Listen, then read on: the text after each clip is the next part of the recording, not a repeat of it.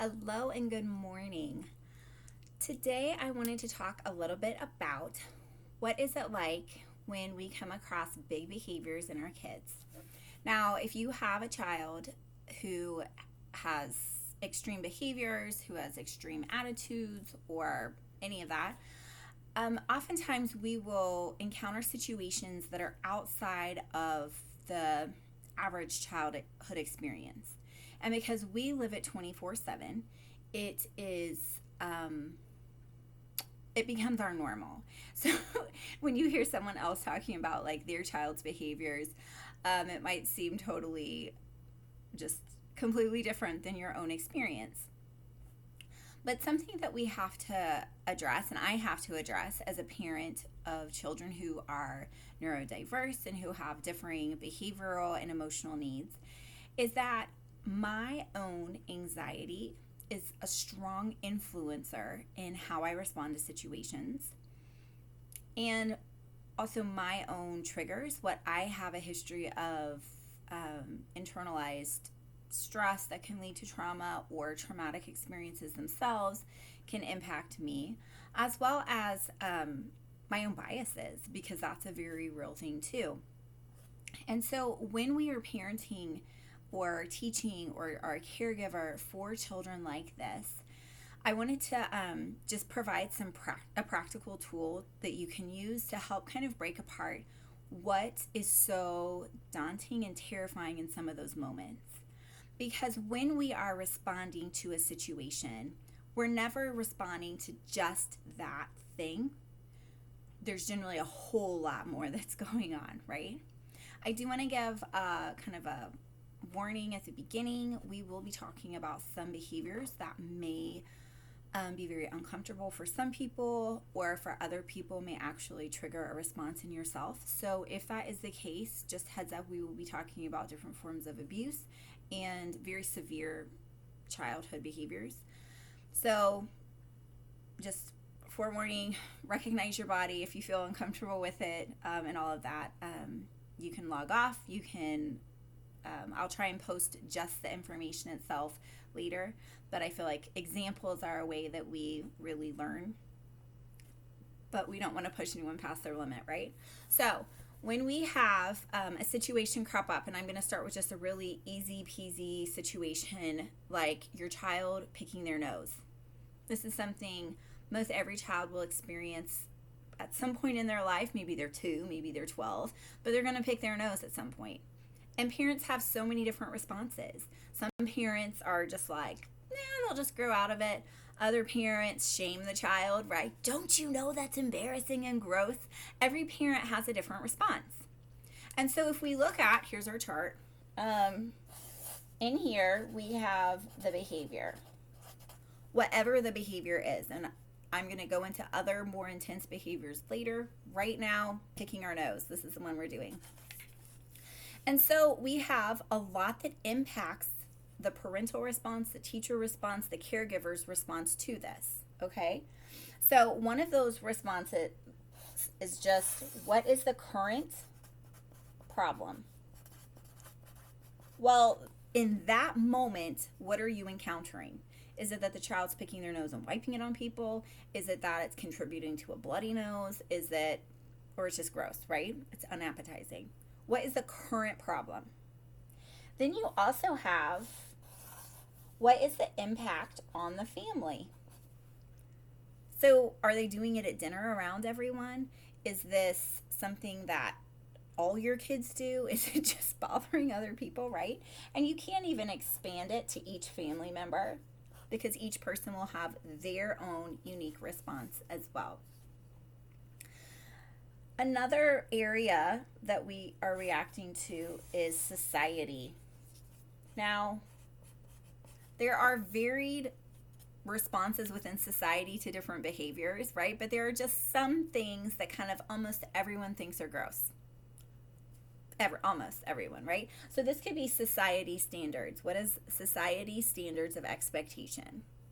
This could also hit on, and this will come later, but legality, legal actions or consequences for choices. Picking your nose, you're not going to jail over that, right?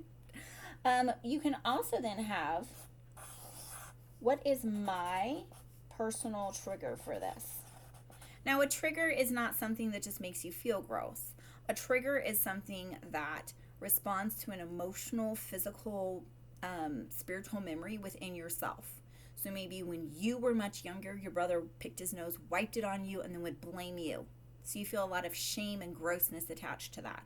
That would be a trigger, not just, I don't like it, okay?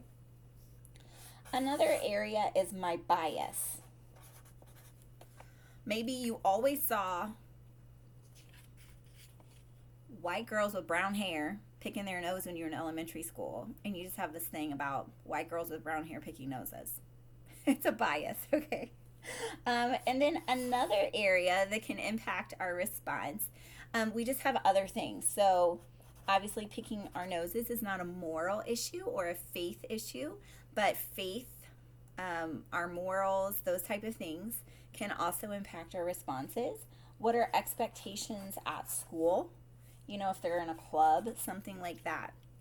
And so when we look at this, we can see when I'm responding to my child picking his nose or her, I'm not just responding to that in the moment. All of these other factors are impacting how severe and strongly I feel, how important it is that we change this behavior. And often the consequences, the responses, how we teach our children aren't actually about the behavior themselves, but they're about everything else around it. Now, if you are a person who does have anxiety, all right, not just, oh, I feel nervous about things, but like anxiety that can grip you, this, it's important to realize, is what you're dealing with. You see the world not in a one-dimensional fashion, but in a very multifaceted, multi-dimensional way, and that's good. And so a huge part of what we have to do is show ourselves compassion for that. Say, wow, like, I am seeing so many parts right now. No wonder it's overwhelming, right? Once we can step out of a situation, we have to practice to not respond always in the moment. But if we can learn to step out of situations, look at what all of our different impacting things are, and then decide, how am I going to respond to this? Do I have to solve society's problems or my own internal biases by simply redirecting my child? Hey, go get a tissue. Hey, go get a tissue, right? 50 million times. I can respond and explain to them in a low stress moment, hey, do you know, sometimes when we pick our nose, people think that's gross. At some point, people may not want to be around you, okay? But for the time being, because we're not going to shame you, we're just going to help redirect you to go get a tissue if we need to do that. We're going to recognize, is this a self-stimulating behavior? And maybe you need something else to poke at or pick at or play with. And then we can recognize that I'm not going to respond to this out of my own triggers, my own memories, my own bias, pressure from anyone else. I'm going to respond to this in this unique moment at this time. You with me on this? Okay? Now, this is vital because when we have children who have varying mental diagnoses, who have an experience of trauma in their lives that has either been pervasive or just, in a moment, but it really impacted them, there are often very strong behaviors that come along with that. Picking our nose is one thing, but some of the things that they experience internally are so strong, the only way they know how to communicate that they feel out of control is by doing very strong, disruptive, socially disruptive, familial disruptive things. Because they're trying to communicate how disrupted they feel inside of themselves. Now, for myself, when I would see those moments and those actions, my anxiety would take over because these are very real, big things. When you find a child who's playing with fire, for example, the thought isn't simply, kids and matches. There's a very real threat to the entire house. Will everything burn down? So again, we're going to get into some serious examples. So if you need to log off, I understand. If you need to take it example by example, that's okay too. For kids who have this internal need to communicate how disrupted they feel inside, before we are able to help them communicate that, as a caregiver, as a parent, I had to learn, and we all have to learn, and it's hard, to help bring our anxiety under control. Because then they feel that anxious response, and they then feed off of it, often escalating. Now, a lot of these kiddos will experience things that they may be trying to express that have occurred to them, have happened to them in their own traumas, deep fears that they have within inside of their brain that play out. And these all are forms of communication. And it's vital that we recognize this child's trying to communicate something. Then we also need to recognize, what am I responding to? Some of the behaviors that our children will have can be very disturbing. There are, if children who self-harm, especially even at very young ages, that can be occurring. Children who are physically violent to other people because they just can't, a situation is too overwhelming, right? Children who chronically or frequently masturbate. So, and we'll get into some of these examples. I'm not talking about like a 16-year-old. I'm talking about like a 9-year-old, or an 5-year-old. Obviously, lying is a frequent thing. Stealing can be something. I made a list. What else? Manipulative behaviors, just always undermining and never being at fault, can just, that in itself isn't violent, but that just builds up over time. When people breaking other people's stuff, also when they have just full memory loss and they just completely split from themselves.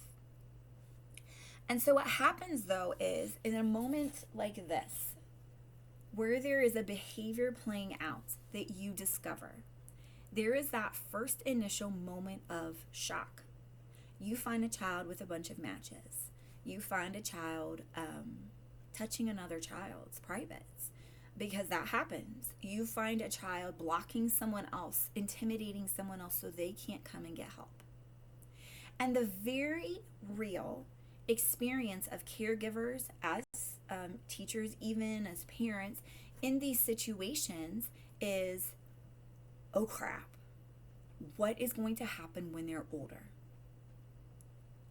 When you see a 3-year-old, right, taking a toy from someone else, we often parent them from the perspective of, well, I don't want them to be someone who takes toys from other people when they're older. The same thing happens when we come across kids doing really hard things, is we think, oh shit, are they going to do this when they're older? Are they going to be in, fill in the blank, an arsonist? Are they going to be someone who is always just hurtful to people, right? Always picking fights, always being violent? Are they going to be someone who is always stealing? Are they going to be someone who rapes people? Are they going to be, and we have all these things that happen because they're very plausible. Because if this is happening now, what could be happening down the road? And so we're not responding to just in that moment, what is the communication the child is trying to communicate to us? Instead, we see the current problem. This child, we'll say stealing, stole so-and-so's thing. They're blatantly denying it. They say it's always been there since the dawn of time. There's no remorse, right? We get really upset with people on no remorse. Of course, they can't have remorse for something that they're fully convinced of, right? And we have all these fears. And then we see, how does it impact, say, our family? Nobody wants to be around them. No one feels safe around them, right? These are all these other people's responses. Society. Society heavily frowns on stealing things. Legally, you can go to jail. You might even get shot if you steal things, right? I mean, there's like very real world consequences for these things. Faith. It's not a part of my faith to steal, right? We don't lie and steal. That's what Jesus said. At school, what are the school's rules, the club's rules? How does it disrupt that? What are my biases? Do I personally have a bias in mind of this type of person who steals? What do I picture when I think of that? And then my triggers. Do I personally have an experience of being stolen from? Do I personally have an experience of, say, a sibling taking my stuff and breaking it, and that was never resolved? And when we can recognize that our child is trying to communicate something, no matter how big and egregious it is, it's communication first and foremost.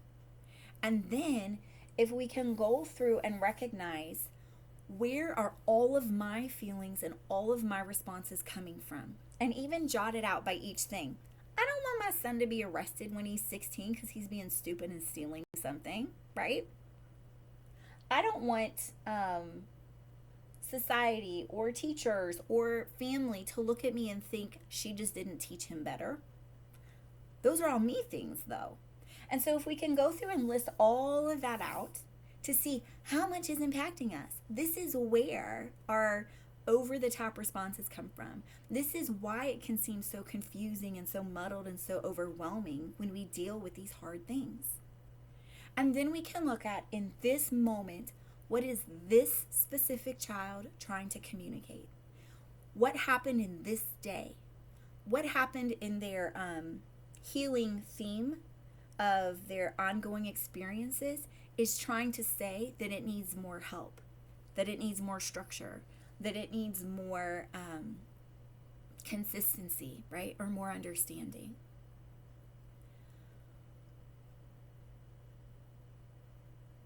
And then that is the starting point for how we can extend compassion to them, as well as make some really big, hard choices. There are children who do experience such disconnect internally. It feels so violent in them. And even if they have never experienced physical abuse or sexual abuse, just their sense of self-shame, their own body's response to the world around it, whether it's how their sensory input or any of that, their insides just feel so violent and they have to act it out in some way. Well, there are very real risks and threats to people around them. That's true. But when we are allowing society's expectations, pressure from school, your own triggers, if you experienced abuse or getting beat up by a sibling or things like that, to impact in that moment, we are going to overlook that the child's communicating something. We're going to build up resentment and isolate them, which only then furthers their internal struggle, which then makes there be grander and bigger acting out because they're trying to communicate that they need help. It also helps when you are someone who has anxiety, because anxiety serves as a magnifying glass. It closes up in on things. And when it does that, we can simultaneously be so overwhelmed and worked up about and experiencing the stress or the intensity of a moment, and in that same moment be fully dismissive of what we're experiencing or what needs to be done. Simply because it's so overwhelming to experience those things that we can then think that maybe we're just making a big deal out of nothing. And then it can be hard to make wise choices for what actually needs to be done with that communication. There are very real challenges and threats that parents, that siblings can experience, even peers, right, in school and things like that. Every time that, someone asks our kids to do a sleepover and we say, oh, we just don't do sleepovers, and each family has their own reason, right? or their own, if they do or don't. But people always like it's a big deal to them, like, you don't trust me? And I'm like, it's not about you. It's about putting my child in a position where they feel safe, and their safety isn't dependent on you and your responses. Their safety is dependent on their own internal brain, right? And if they can't handle it, they just can't handle it. But I could give into that, right? And say, well, it's a fun thing. Everybody does sleepovers or family, right? It's just something you should be able to do with cousins or grandparents or those things, instead of being able to say, no, what is my child communicating? What do they need?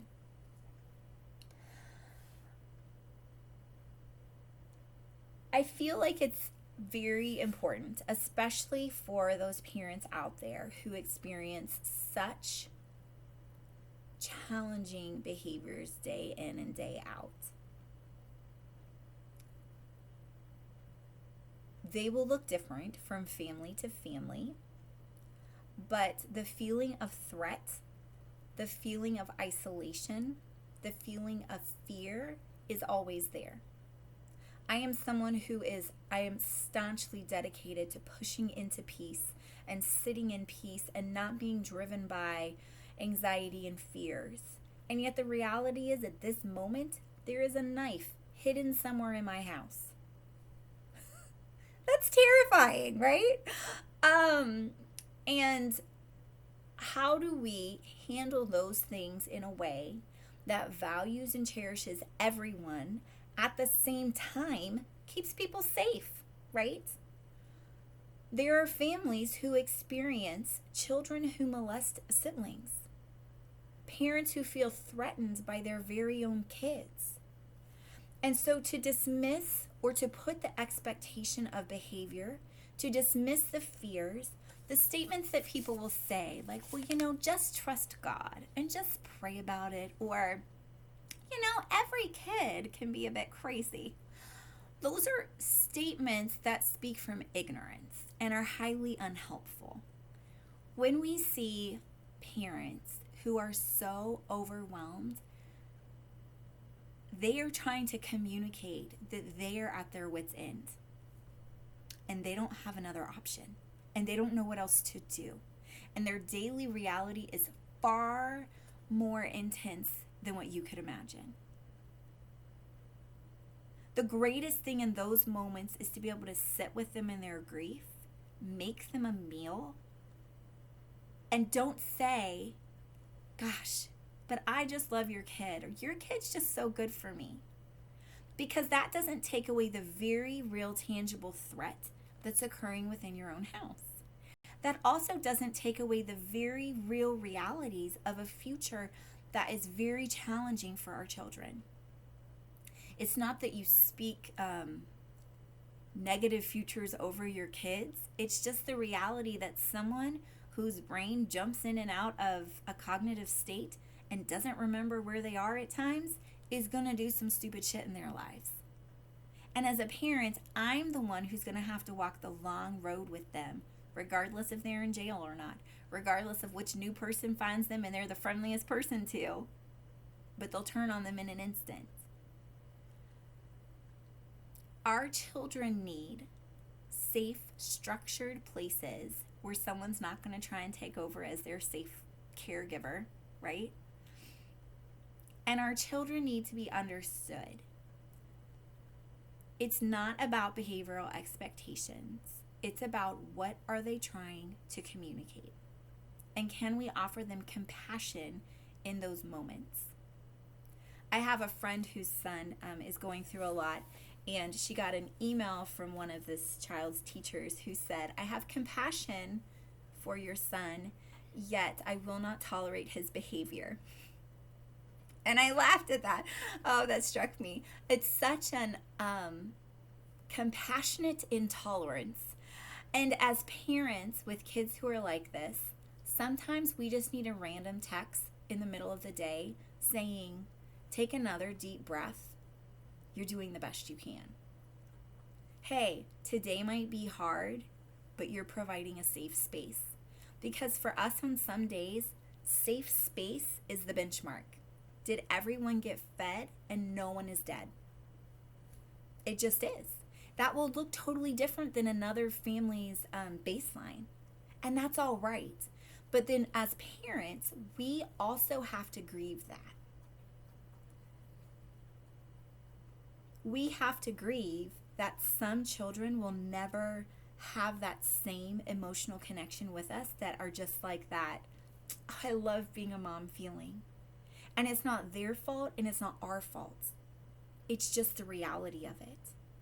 And again, we have to work through, what does that look like to society to just have a child that you provide a safe space for 15 years of their life? What does that trigger in me as a mom, right? What does that look like? How does that impact the rest of the family? What does that look like when we teach from a faith perspective on how to parent and how to handle families? So much of what we teach from a faith perspective is not trauma informed, so it's utterly unhelpful to people in our situation. What are our biases about that? So, we could talk on that for a while. Yeah. So, this can also be used for a child, just like picking their nose, any behavior really, because we have a lot that impacts us, whether as parents, caregivers, teachers, any of that.